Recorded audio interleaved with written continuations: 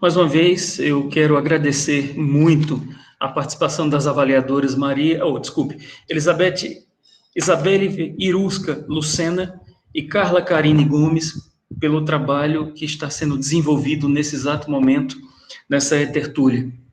De fato, nós estamos atravessando tempos profundamente complexos, onde nós temos grandes redefinições globais.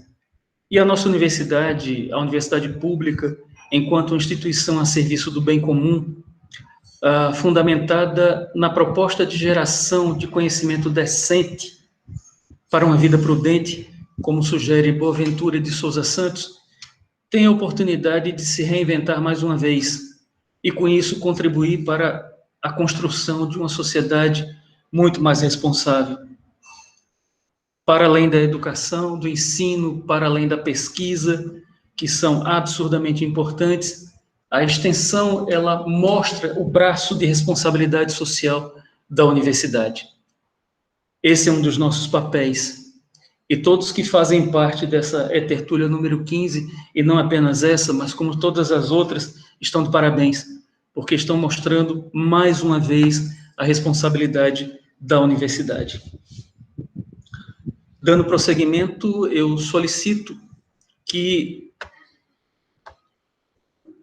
os participantes do primeiro projeto, que é o projeto 354, Projeto Melhor Arte, coordenado pela professora Cláudia Batista Mello, iniciem a apresentação.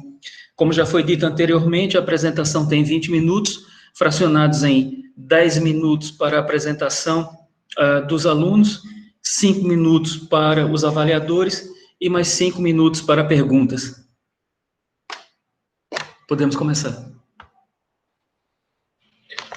Olá, boa tarde. Eu me chamo Arthur Brito, sou aluno do curso de Odontologia e sou extensionista voluntário do projeto Melhor Arte. Bem, o projeto ele surgiu no ano de 2015 e foi criado pela professora doutora Cláudia Batista Mello. Atualmente, ele é coordenado pela própria e também pela coordenadora adjunta, professora doutora Carmen Piaggi.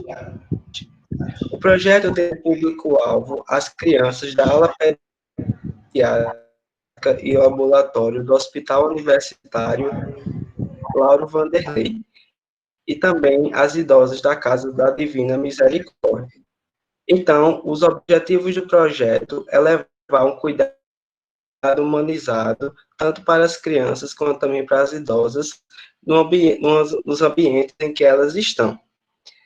Então, as ações realizadas pelo projeto antes da pandemia eram visitas semanais em que os extensionistas eles visitavam esse público-alvo, fazendo com que desse um momento diferente. No entanto, por causa da pandemia da Covid-19, e a impossibilidade de realizar atividades presenciais, o projeto ele precisou se readequar e passar por algumas mudanças. Entre elas, houve a expansão do público-alvo, ou seja, não eram agora só apenas as crianças e idosas, mas sim todas as pessoas que tivessem interesse e também acesso às redes sociais do projeto. Entre as tecnologias utilizadas na readequação do projeto, teve-se o YouTube para divulgação de vídeos e também de lives, o Facebook e o Instagram para divulgação de vídeos informativos, tendo o Instagram em um crescimento quase que exponencial, chegando a quase 2.000 seguidores, e também o uso do blog para divulgação das atividades do projeto. Para melhorar as atividades realizadas, o projeto ele se dividiu em grupos de trabalho, carinhosamente chamado por nós de GTs. Temos atualmente 26 extensionistas e 2 coordenadoras. Então, todos eles foram divididos em 9 GTs, sendo eles redes sociais, publicações, produção de capítulos dos livros, cartões virtuais, lives musicais, vídeos lúdicos para as crianças, campeonato de jogos, chá da tarde e também de vídeos sobre os cuidados para com os idosos. Boa tarde, meu nome é Vitória, eu sou a bolsista voluntária do projeto, extensionista bolsista do projeto, e eu vou apresentar aqui para vocês alguns dados do nosso projeto esse ano. Então, antes da pandemia, as nossas capacitações se davam por meio de reuniões com os extensionistas e com as coordenadoras, com o objetivo de capacitar os nossos extensionistas em relação às atividades e apresentar o projeto. Devido à pandemia, essa capacitação modificou-se e passou a ser por meio de reuniões com cada GT, em que a gente discutia as atividades e elaborava inúmeras ações durante o ano. Além disso, foram feitos 14 seminários, elaborados pelos extensionistas, com temáticas que estavam relacionadas ao projeto, como humanização voltada para crianças, para idosos e a contação de histórias. Além disso, acoplado a esses 14 seminários, foram feitas 2 oficinas. A oficina do Trello, que é uma plataforma utilizada para o gerenciamento de projetos, e também a oficina de produção de vídeo, já que o vídeo foi um dos meios que a gente utilizou para realizar as nossas ações. Com isso, a gente contabilizou 16 capacitações durante esse ano. Além disso, a professora Cláudia e a professora Carmen decidiram ofertar, por meio do SIG Eventos, um curso chamado Humanização e Saúde, de 60 horas. Com isso, também foi mais uma forma dos alunos se capacitarem, tanto os extensionistas, como também pessoas que tivessem interesse que fossem do curso da saúde.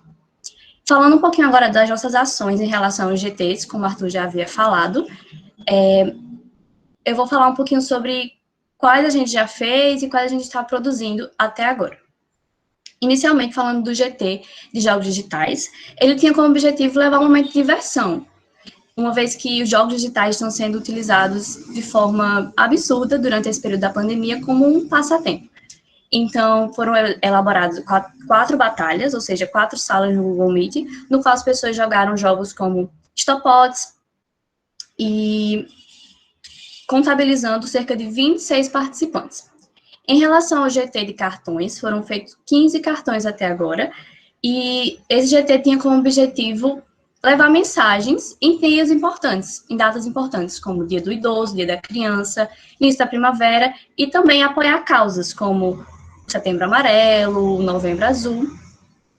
Em relação ao GT Chá da Tarde, o objetivo era levar um momento de conversa, de diálogo, de música para idosos e idosas.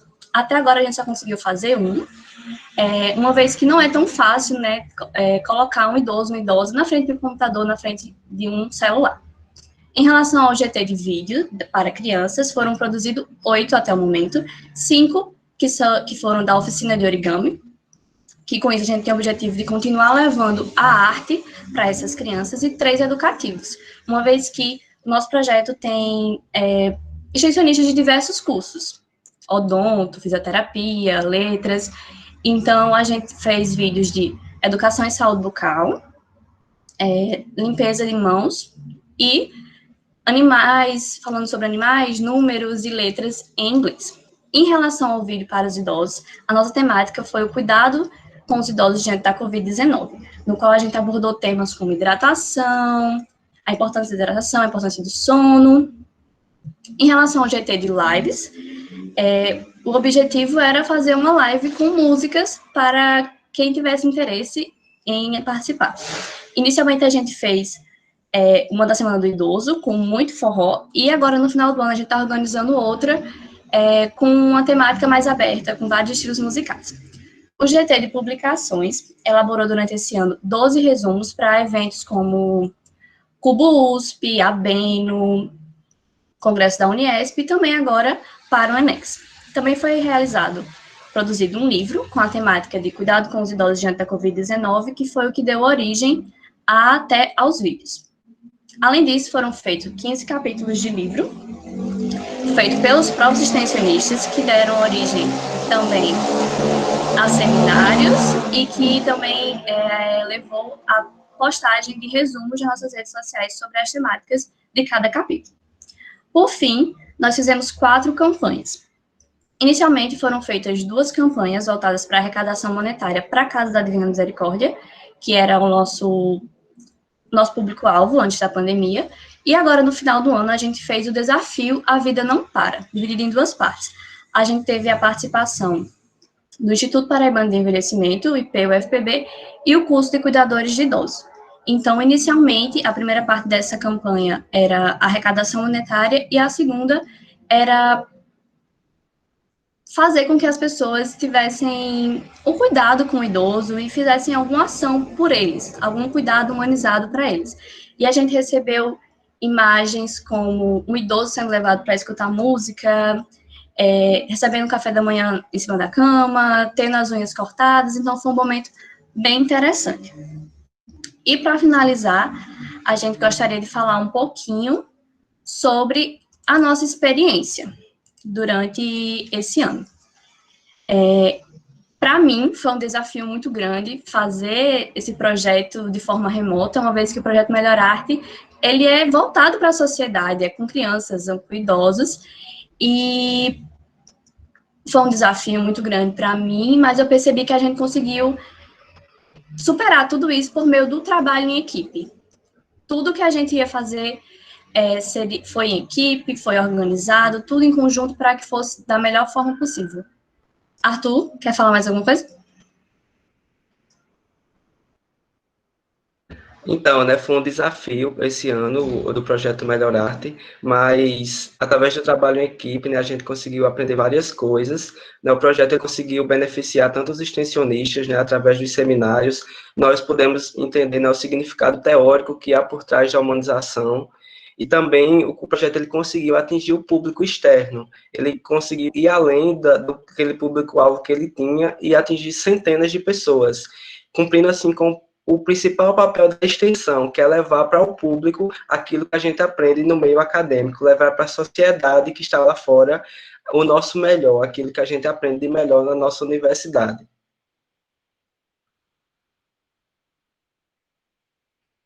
Obrigado. Obrigada pela atenção de todos.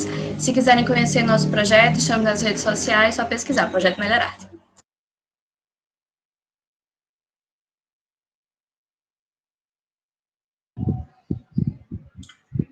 Ok, dando a fala agora para as avaliadoras.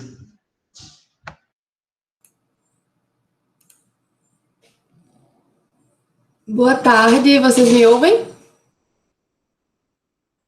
Tá. Sim. Então, boa tarde. Primeiro, eu queria parabenizar os discentes, né, Vitória e Arthur, e as professoras também, coordenadoras do projeto.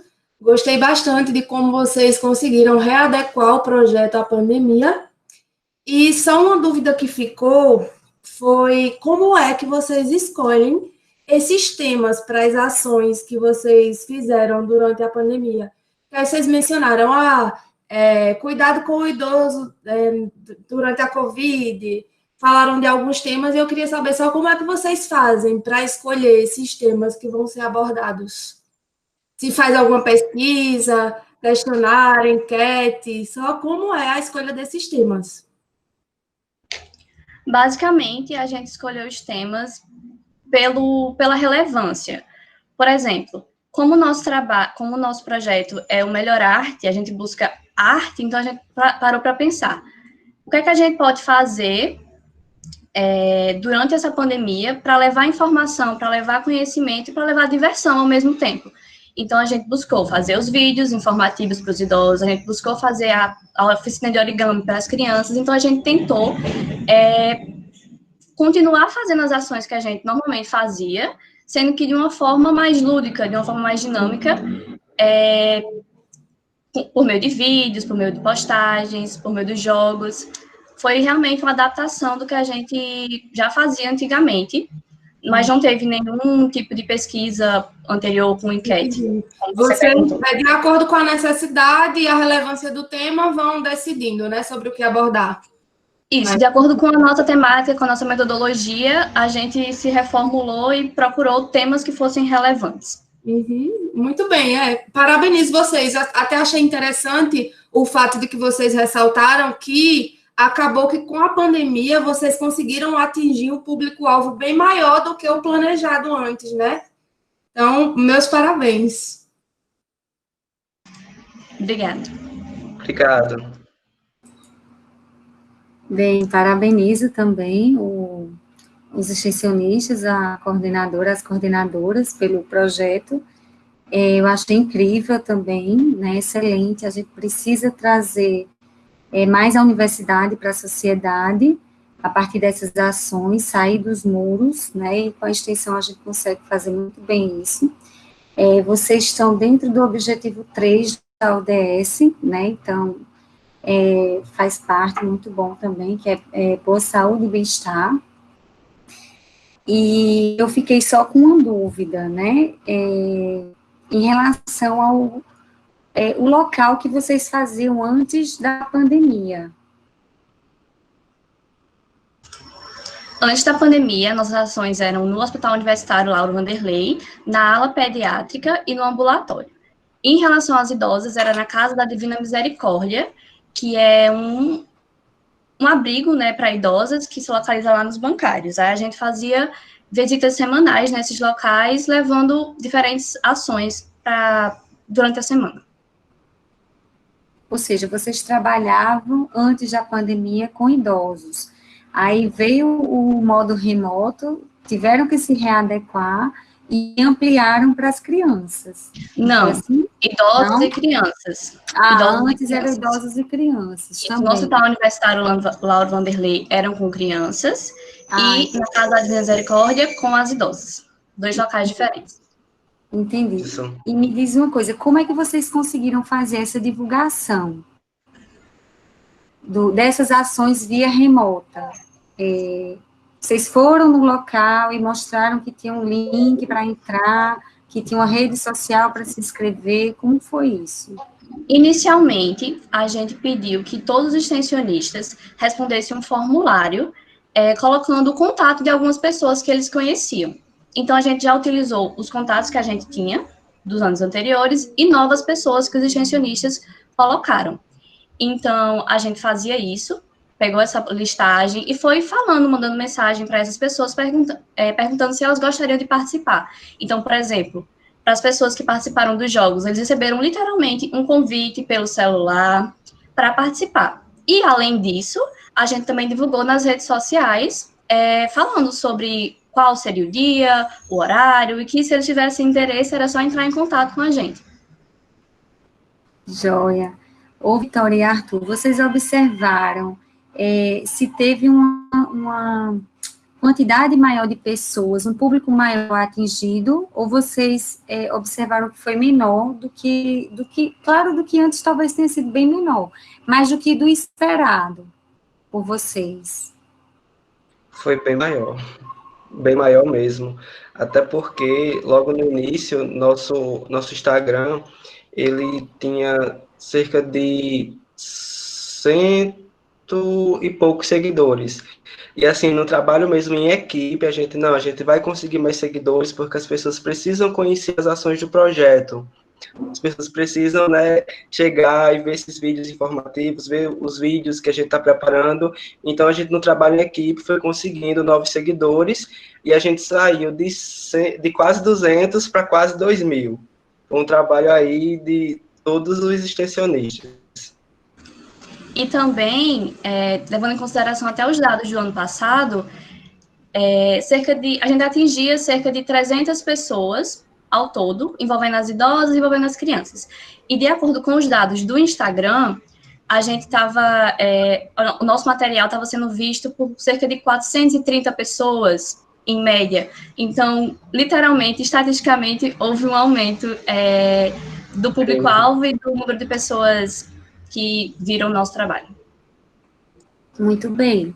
E aí a gente observa que a pandemia também trouxe seus benefícios, né? Vocês conseguiram aumentar a quantidade de pessoas, de seguidores, de adeptos, né? Levando a mais pessoas esse projeto que eu achei riquíssimo. Só tenho mais uma vez a parabenizá-los e que continuem assim, cada vez mais aumentando e vocês fazendo o excelente trabalho que vem fazendo. Parabéns. Muito obrigado. Obrigado, professoras. Mais alguma pergunta dos participantes? Ok. Maria Raquel, alguma informação a respeito do projeto Prevenção e Promoção da Saúde Bucal? Não. Nenhum Ok. discente está presente para apresentar esse projeto. Ok. Então, dando prosseguimento, vamos agora chamar o projeto 356, Terapia de Linguagens em Crianças com Diagnóstico de Autismo, coordenado pela professora Flávia Luísa Costa do Rego. Por favor.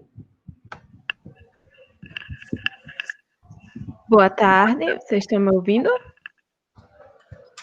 Sim. Certo. Meu nome é Alicia, eu sou bolsista do projeto no período 2020. Essa é a minha outra colega. Sou Stephanie, sou estudante do terceiro período de fonoaudiologia e extensionista voluntária do projeto. O nosso projeto, inicialmente, contava com o atendimento a 5 crianças, todas com o diagnóstico de autismo, provenientes da rede pública e de indicações. Contamos com 7 extensionistas que atendiam essas crianças dentro da Clínica Escola de Fonoaudiologia, no período da sexta-feira de manhã, com atendimentos variando entre meia hora e 45 minutos para cada criança. Contamos, além dos extensionistas, com uma auxiliar externa, que é a fonoaudióloga Ariela, além do apoio da professora, coordenadora do projeto, Flávia, e do professor doutor Ivo Naldo, que além de ser professor, que é professor substituto da UFPB e professor efetivo da Unip. Nosso projeto, inicialmente, tinha o objetivo de atender as crianças com transtorno do espectro do autismo que apresentassem déficits e atrasos de linguagem.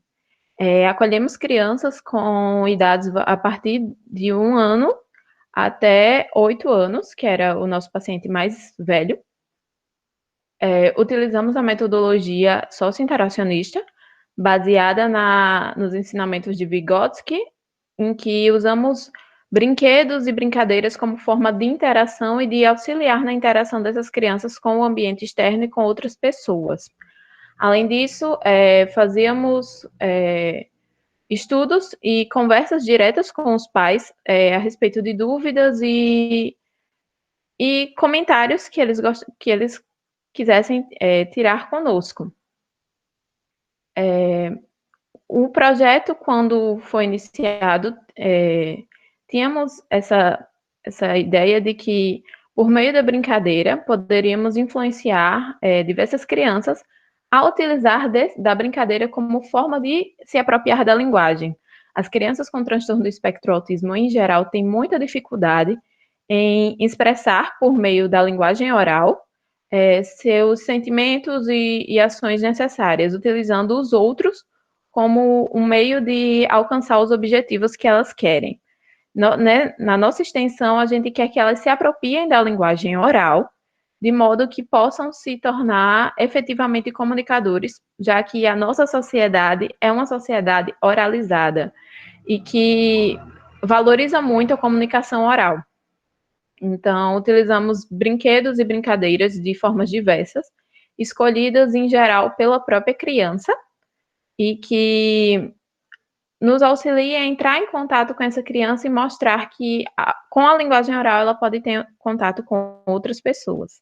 Mas, infelizmente, no ano de 2020, por causa da pandemia, tivemos que suspender o atendimento presencial com elas.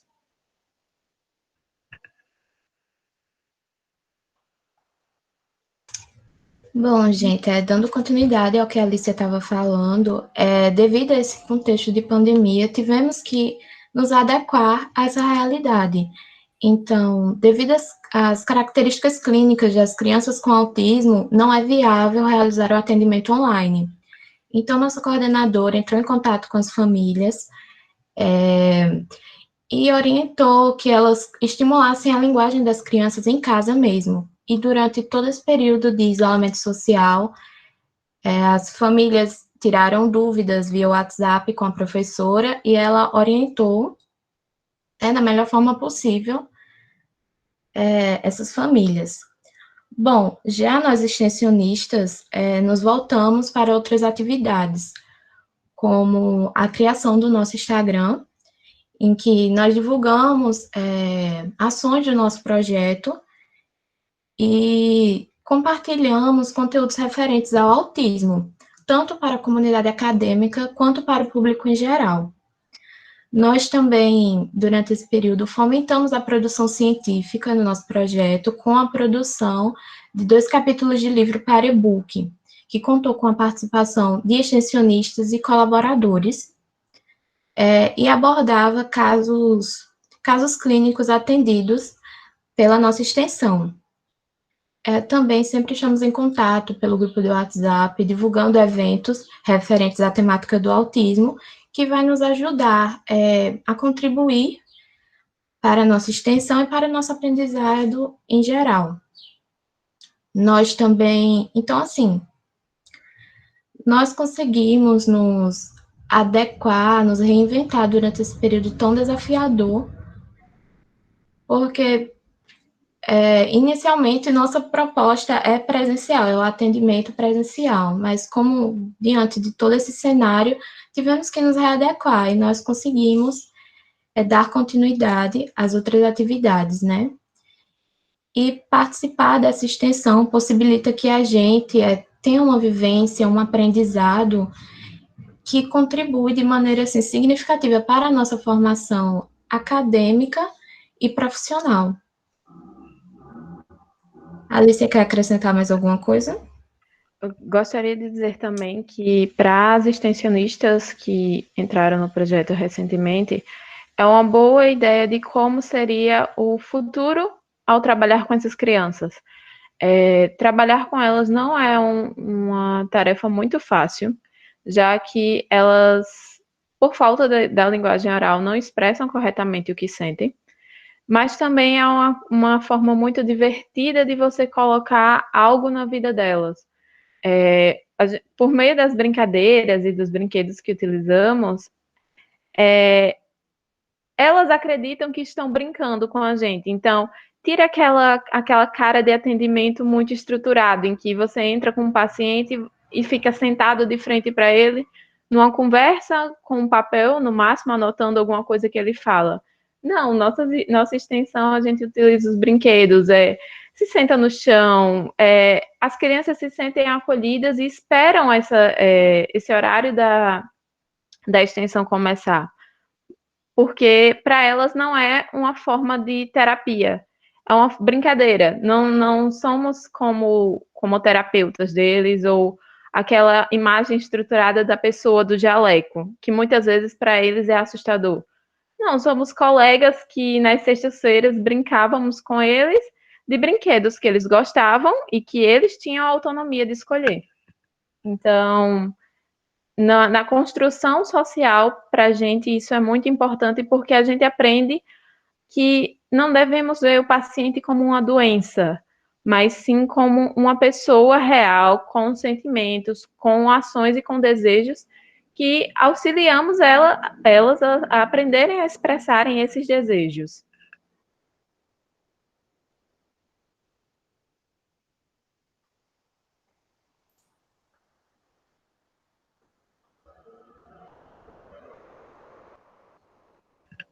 Acredito que foi isso. Gostaria de fazer alguma consideração? Eu quero agradecer a Stephanie e a Alicia pela apresentação e passar agora a palavra para as avaliadoras, professora Isabelle e professora Carla. Olá, meninas. Stephanie e Alicia, parabéns pelo projeto também, de grande relevância, né? Fiquei só com algumas duvidazinhas que eu vou perguntar a vocês. Não lembro se vocês falaram ou eu não ouvi, esse é o primeiro ano de atuação de projeto ou é um projeto que já vem há alguns anos? Originalmente, a gente vinha de um projeto que existia no CCM, então, fomos desmembrados e criamos o nosso próprio projeto, e esse seria o 5º ano do projeto. Ah, entendi. Em relação a quando começou a pandemia, vocês, no caso, já tinham escolhido o grupo das 5 crianças que seriam acompanhadas pelo projeto, não é isso? Isso. E como vocês escolheram esse público-alvo? Elas vêm para a gente por demanda externa. Então, ou são encaminhadas nas unidades de saúde em que estão inseridas. Mas muitas delas vêm por demanda externa, porque tentam vagas em outros locais, por exemplo, a FUNAD, mas a lista de espera é muito grande e elas acabam chegando até a gente para tentar a terapia.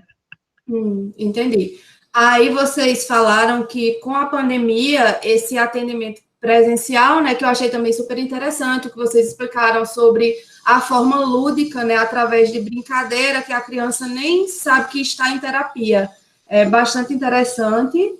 E a minha pergunta a minha dúvida, na verdade, vocês falaram, mas aí o acompanhamento, os coordenadores do projeto ficaram em contato com os pais dessas crianças e tentaram auxiliar para que essa terapia fosse realizada por eles mesmos em casa, não é isso? Isso. Aí, qual foi o feedback, se teve feedback, e qual foi o feedback em relação a isso? Se funcionou essa atividade feita mesmo em casa, com o auxílio dos pais, se teve algum feedback e se foi positivo? Com algumas crianças, infelizmente, a saída da rotina geral afetou muito. Crianças autistas em geral, têm um apego à rotina excessivo. Então, a saída da rotina afetou muitos dos nossos pacientes. Alguns conseguiram permanecer no nível pré-pandemia, outros tiveram desarranjo completo e precisaram de um início novamente. Esse início é o que é mais difícil. Então, sim, é triste dizer, mas alguns dos pacientes da gente tiveram retrocesso, mas outros tiveram uma evolução significativa. Tivemos informação de um dos nossos pacientes que antes da pandemia ele não conseguia falar determinadas palavras e agora aumentou o nível vocabulário dele. Entendi.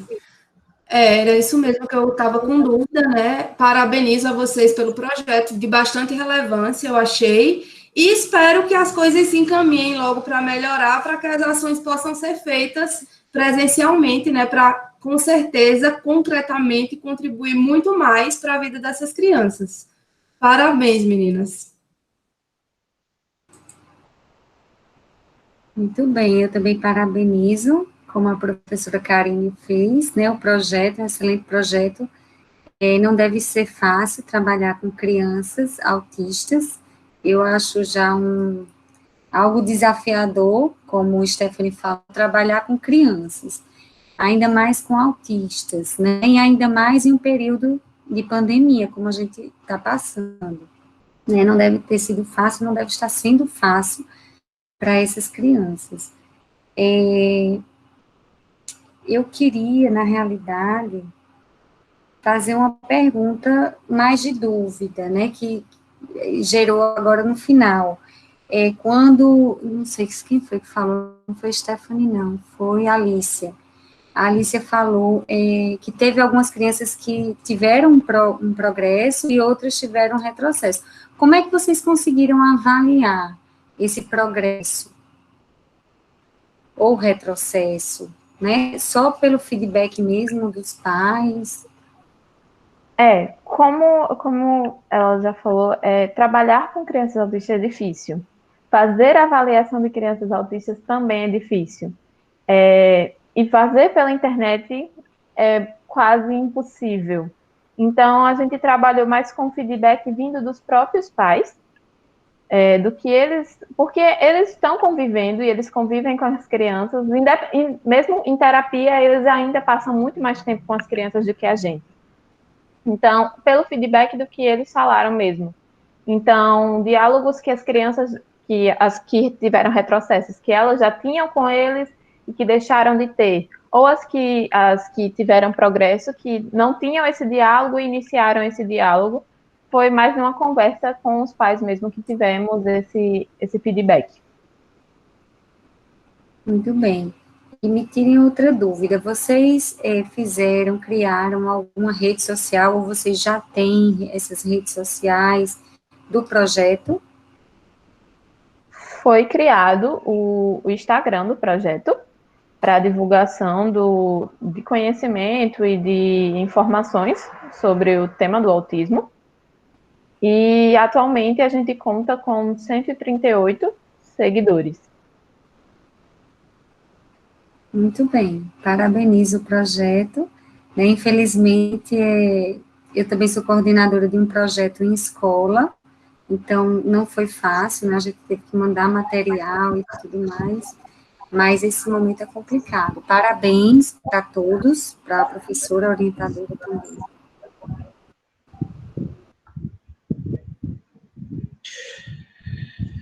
Alguma pergunta dos participantes?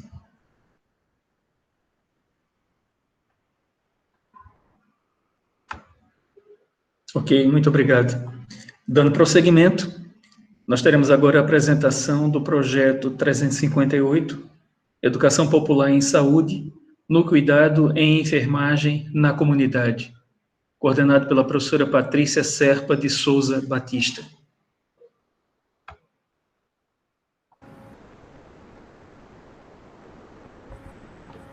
Olá, então, boa tarde.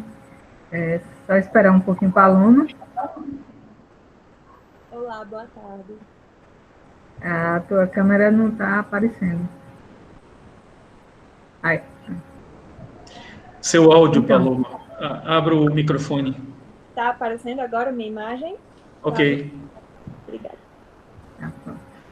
Então, boa tarde a todos e a todas, né? Eu sou Robertânia Barros, eu sou estudante de enfermagem, estou no 5º período aqui na Federal, e participo do projeto de Educação Popular em Saúde, no cuidado de enfermagem na comunidade, já há um ano, né? E esse projeto, ele está inserido na comunidade Santa Bárbara, uma comunidade que fica localizada atrás do Shopping Mangabeira, aqui pertinho, né? E esse projeto, ele está inserido nessa comunidade já há 5 anos. Então, hoje nós vamos conversar um pouco com vocês sobre o tema que a gente trouxe sobre o nosso relato de experiência, que é o cuidar na perspectiva da educação popular em saúde, uma experiência com tecnologia da informação e da comunicação. Então, esse material foi produzido pelos autores Robertânia Barros, que sou eu, Paloma Dantas, Adeilton Silva, Jéssica Farias, Márcia Lima, Suzênia Costa, e é coordenado pela professora Patrícia Serpa. E, como eu disse, esse relato é um relato de experiência, né, com os estudantes, né, do curso de enfermagem, cujo objetivo principal, assim, do projeto é norteado pela educação popular em saúde freiriana. Aliás, pela educação popular freiriana, né, de Paulo Freire. Então, ele tem como objetivo, assim, se baseia, né, na base, né, da educação popular, que seria uma aprendizagem sistematizada, uma aprendizagem significativa e dialogada, onde esses participantes pudessem fazerem reflexões a respeito da realidade que está vivendo e que possa transformá-lo, né? Então, as ações são baseadas nas relações pessoais e interdisciplinares, né? Na medida que participam do projeto vários alunos de várias modalidades, né? De vários cursos, e também professores, né? Que são de várias áreas. Então, e aí esse projeto, essa base dessas ações interdisciplinares, eles fazem com que esses atores eles ocupem um espaço de protagonismo dentro dessa comunidade, né, dentro desse projeto.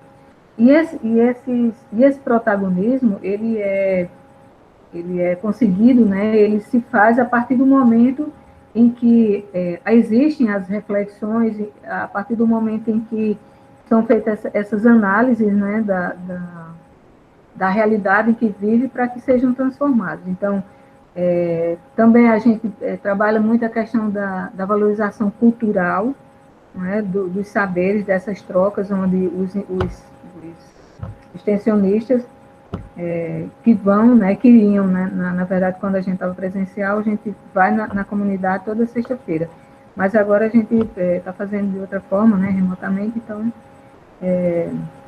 e aí essas nossas conversas que nós tínhamos, né, no projeto, faz com que essas pessoas, que esses atores, né, eles consigam uma conscientização maior do que é o individual e do que é o coletivo. Então, fazendo com que o objetivo principal do projeto, que é a promoção da saúde e a prevenção de doenças, que ela realmente possa acontecer. E aí eu vou passar um pouquinho a fala para a Paloma, que é... Boa tarde. Continuando a fala de Roberto, devido ao período, né, de pandemia, o projeto ele teve que se readequar. Então, o nosso projeto ele tem por objetivo, né, relatar a experiência da extensão com o uso dessas tecnologias de comunicação e informações dos estudantes junto com a comunidade Santa Bárbara. Então, tendo em vista que as atividades elas passaram a ser remotas, tivemos que utilizar alguns meios de comunicações, como, por exemplo, ligação convencional, chamadas de vídeo via WhatsApp e também mensagens de texto. Então, os estudantes são divididos em duplas, como o Roberto já falou, com essa interdisciplinaridade. Então, cada participante da dupla é de um curso diferente. E eles entram em contato com as suas famílias, que são separadas. Foram separadas durante uma reunião que fizemos pelo Google Meet, e cada estudante fica responsável por essa família, de ligar, de saber como a família está, de entrar em contato com ela, de acompanhá-la, dar continuidade ao trabalho que já era feito quando era presencialmente.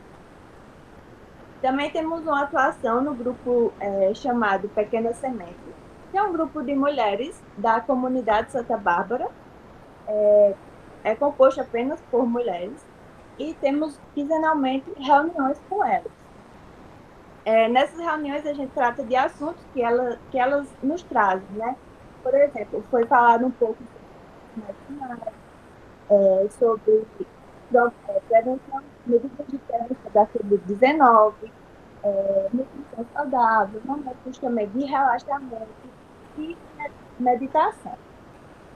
Também temos o Instagram, que se chama Entre na Comunidade, onde a gente produz folders informativos sobre determinados assuntos, como uso correto da máscara, hipertensão, diabetes, hanseníase, tudo a gente produz e posta no nosso Instagram e também divulga nos grupos de WhatsApp, entre outros mídias sociais. Também acontecem as reuniões semanalmente com os integrantes do projeto e os professores para discutir assuntos, para planejar novas ações, para discutir as ações que já foram feitas e também para a discussão das famílias acompanhadas.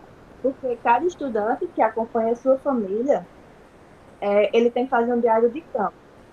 Então, ele leva esse diário de campo até a reunião, né? Nessa reunião, o que está acontecendo, se está dando certo as ligações, se estão conseguindo entrar em contato, tudo isso é discutido nessas reuniões que ocorrem com os estudantes e professores. Assim, a gente, para concluir, né, para basicamente concluir, a gente conseguiu, né, entender e a gente pôde observar, na realidade, que esse projeto ele alcançou o objetivo dele, que era a promoção da saúde, na prevenção de doença, e também pode contribuir para o empoderamento tanto da comunidade como dos próprios atores, dos outros atores envolvidos, né? E aí a gente pôde perceber isso a partir do momento em que a gente conseguiu ver que a gente era capaz de fazer essa promoção via totalmente diferente daquilo que a gente já estava fazendo, né? Então, a gente percebeu, por um lado, algumas coisas positivas, e, por outro lado, também algumas coisas negativas, como, por exemplo, a gente percebeu de forma positiva que houve uma autoestima, uma melhora nessa autoestima, tanto dos estudantes como da própria comunidade, que pôde entender e pôde fazer uso dessas comunicações que antes, para eles, isso era algo assim, extremamente difícil de ter acesso, né? E difícil de manusear, vamos dizer assim. A gente pode também perceber um aumento na nossa criatividade, onde a gente teve que pensar melhor como é que a gente ia atingir o nosso público, de que forma a gente ia chegar nas comunidades, sabendo de todas essas dificuldades, né? E uma coisa assim, super importante que a gente achou também foi que, por exemplo, na nossa comunidade, nesse público-alvo, a maioria das pessoas, a gente trabalha com cerca de 15 famílias. Então, essas famílias, geralmente, são pessoas idosas.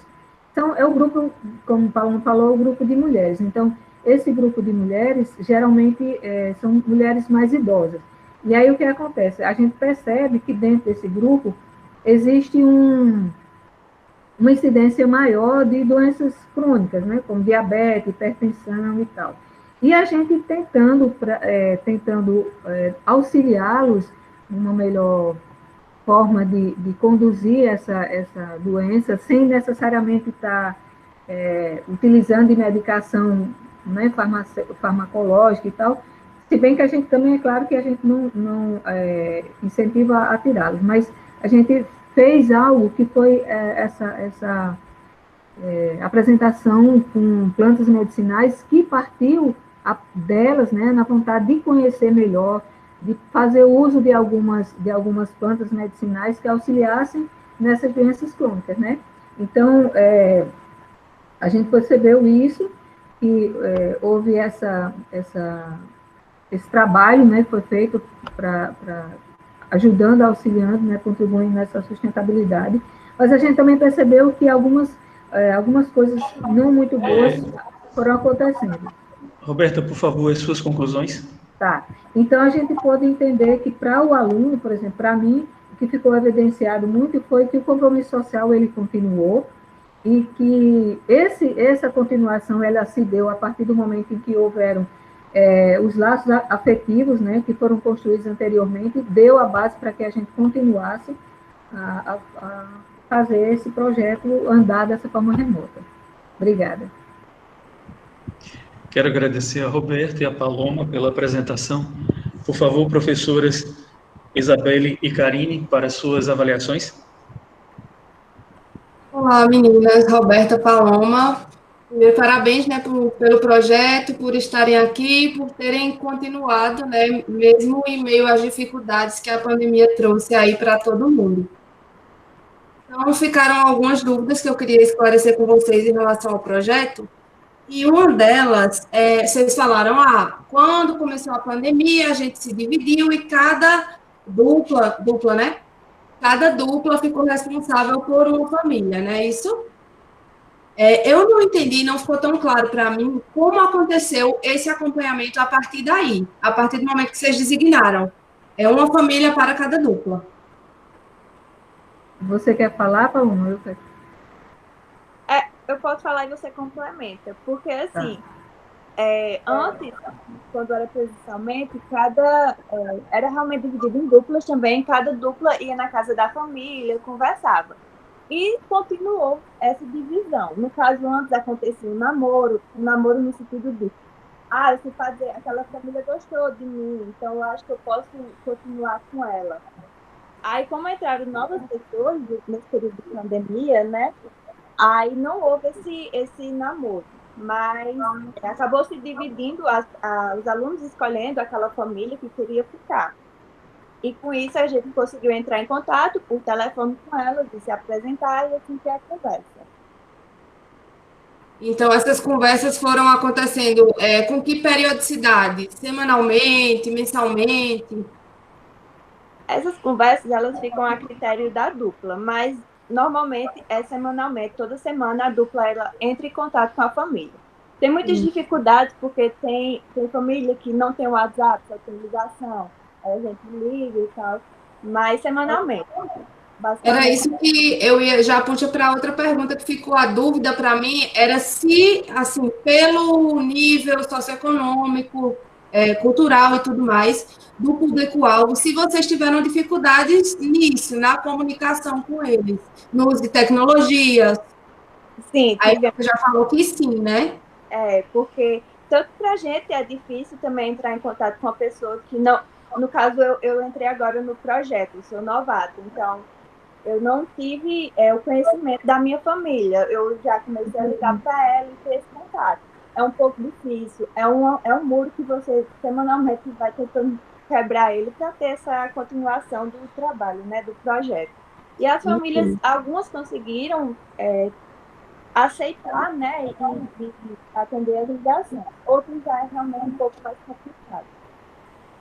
Então, como é que vocês avaliam esse feedback? Se está dando certo, se está sendo aceito positivamente pelas famílias?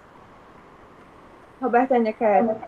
Posso. Olha, a gente percebe que, como eu falei anteriormente, esse elo, ele continuou e ele está sendo bem importante nesse momento, porque a gente, anteriormente, eu sou do projeto já há um ano, então, como o Paloma falou, a gente fazia essas visitas presencialmente toda sexta-feira, às 2 da tarde a gente ia para lá. Então, havia esse namoro e a gente criou esse laço de amizade, de amorosidade, sabe? Então, o que acontece? Ele continuou, mesmo nesse período remoto. E aí, assim, apesar das mulheres, elas, às vezes, por exemplo, participam das reuniões, mas saem rápido, a gente desligam rápido, porque elas não gostam, são pessoas idosas e não gostam de ficar nesse movimento. Mas a gente tem percebido que elas fazem vídeos, às vezes elas não ligam para a gente, passa pouco tempo, mas elas produzem vídeos falando da saudade que sente, pedindo para que a gente vá, assim, que volte logo, que a gente consiga superar tudo isso para a gente voltar. Então, e também a gente percebe esse feedback positivo quando a gente lança os folders, os vídeos informativos, nesse material que a gente produz, e elas mandam as perguntas, elas respondem, elas ficam querendo que a gente faça um outro, porque, na verdade, esses temas são temas geradores a partir das necessidades da própria comunidade. Então, quando a gente faz uma live, quando a gente lança um material, já em seguida elas perguntam, vamos falar sobre isso, quando é que vai ser, quando é que vocês vão colocar? Vamos falar, por exemplo, a gente atrasou um pouco na questão do São João, porque elas ficaram, porque foi bem diferente, por exemplo, esse ano, né? Então, esse feedback, ele continua acontecendo nessa perspectiva, assim, sabe? Delas quererem e tal. Entendi. Então é isso, meninas. Parabéns pelo projeto e também estou na torcida, assim como o meu, né? Que tudo isso faça para que a gente possa realmente estar fazendo essas atividades presencialmente. Obrigada. Parabenizo pelo projeto, né? As extensionistas, os coordenadores do projeto, realmente é muito difícil, como a gente já comentou aqui, esse modo remoto, modo pandemia, né? A gente quer que isso acabe, passe logo, passe bem. E eu fiquei eu estava, na realidade, com algumas dúvidas, mas a professora Karen me perguntou, aí fui clareando também as minhas questões. E aí eu queria só saber, assim, das 15 famílias que vocês tiveram, vocês falaram que acompanham 15 famílias, não é isso? Das 15, quantas efetivamente vocês conseguiram acompanhar? Vocês têm esse quantitativo? Olha, devido às dificuldades, né, a gente está em torno, assim, de que elas venham assistir mesmo as reuniões, participam, acho que em torno de 10 famílias. Mas as outras são beneficiadas porque, por exemplo, a minha família não vem assistir, então ela tem a informação, aí essa família leva a informação para outra família que não pôde vir. Então, na verdade, o que acontece é que termina que todas as famílias continuam sendo assistidas, mas presencialmente no sentido remoto, elas diminuíram, sim, por causa dessa questão que o Paulo já trouxe, né, que é a questão financeira. Uns têm celular que dá para fazer, outros não têm, e aí vai indo, mas a gente faz com que chegue essas informações na comunidade, porque inclusive tem uma menina que participa do projeto, e ela é a nossa ponte, que ela mora lá na comunidade, e aí ela termina sendo essa nossa ponte, né, quando a gente tem um material, por exemplo, impresso, a gente entrega para ela e ela distribui nas casas. A gente fez, por exemplo, algumas vezes, logo no começo, a gente fez umas distribuições de cesta básica que a gente tinha conseguido em alguns lugares, e a gente levou, então foi ela que fez a distribuição, e aí, sucessivamente, material de vídeo, né, falando sobre o uso correto de máscara e tal, e aí a menina vai com o celular dela e vai nessas outras casas que não tem a acessibilidade, né, e vai levando e vai mostrando, e aí todas terminam que são contempladas com o que a gente termina produzindo. Ótimo, importante também essa ligação, né, de levar um material. Foi legal isso também, porque a gente, como professor, fica com medo, preocupado que o aluno saia, né, porque a questão é o isolamento. Mas já que tem uma pessoa da comunidade, ficou bem interessante essa dinâmica.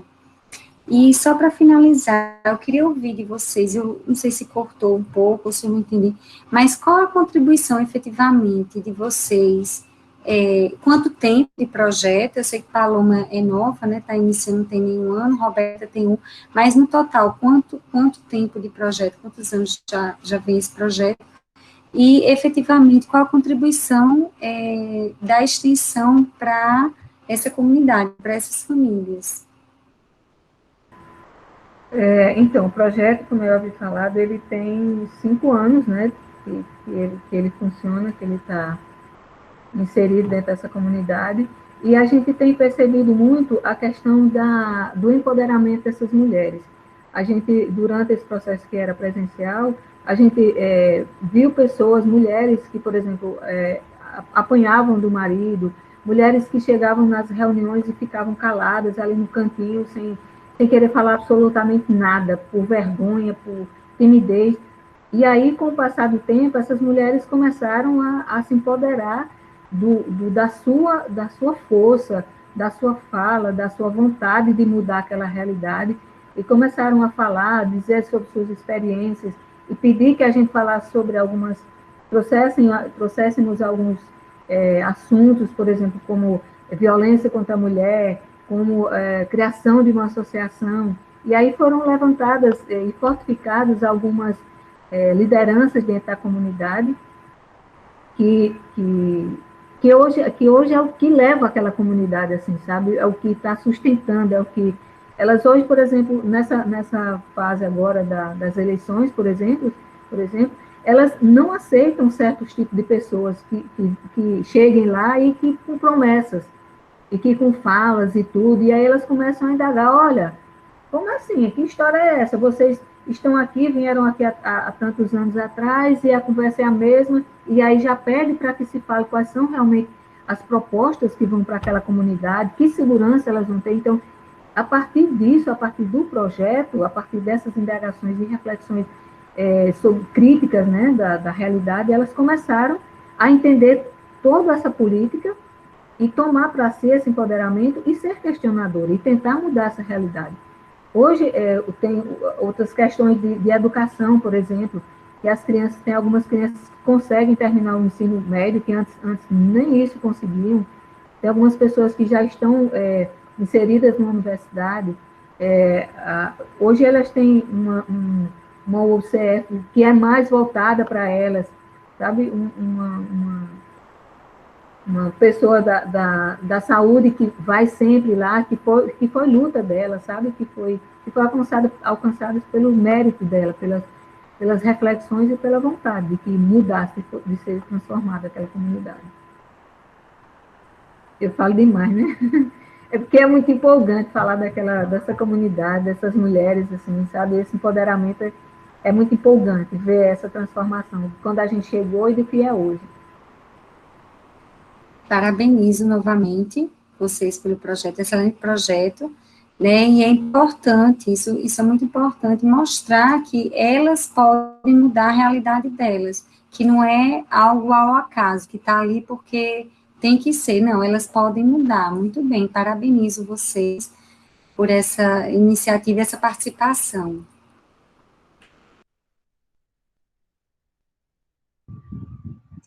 Obrigado, professora. O espaço está aberto. Algum participante que queira fazer alguma pergunta?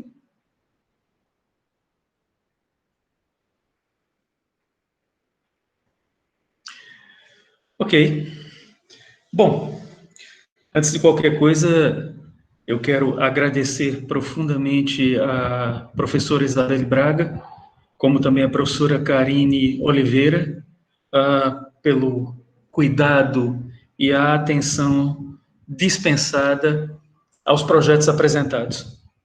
Agradecer e parabenizar os participantes que apresentaram os projetos, bem como a nossa assistente, Maria Raquel. É importante que daqui a pouco a gente deixe as nossas câmeras abertas para fazer o registro final. E agora, como fechamento desse nosso encontro, aproveitando até de alguma forma o que foi colocado aí pela professora Isabelle, pela professora Karina e também pela Roberta, né?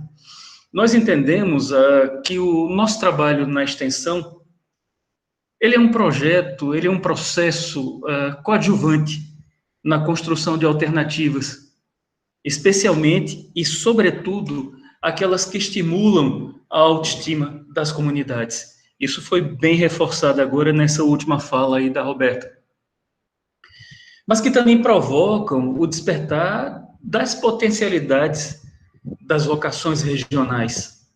Sem esquecer que nós estamos dentro de uma universidade e que nós temos uma tríade, que é ensino, pesquisa e extensão.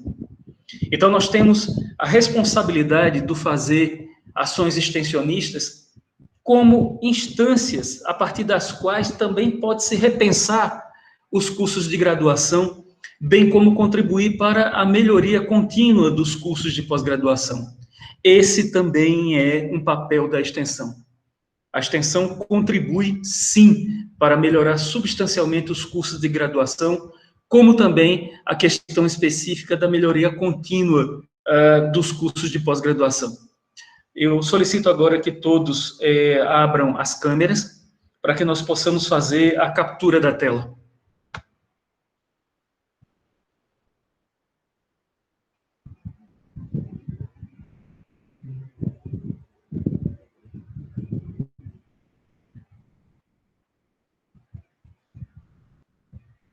Ainda faltam pessoas, falta ali, ok.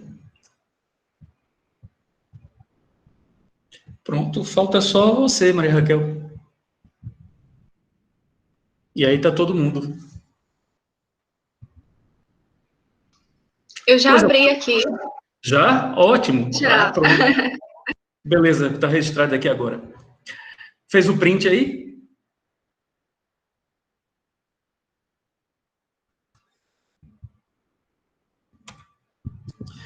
Beleza, pessoal. Mais uma vez, muito obrigado. Esse é um dos lados mais importantes da nossa universidade. O fazer extensão, ele está em cada um de nós. Nós que fazemos parte da instituição, não apenas como docentes, como técnicos, mas como discentes, é a construção de um caminho, é a possibilidade de resposta social, é o braço social da universidade. Estamos todos de parabéns. Muito obrigado.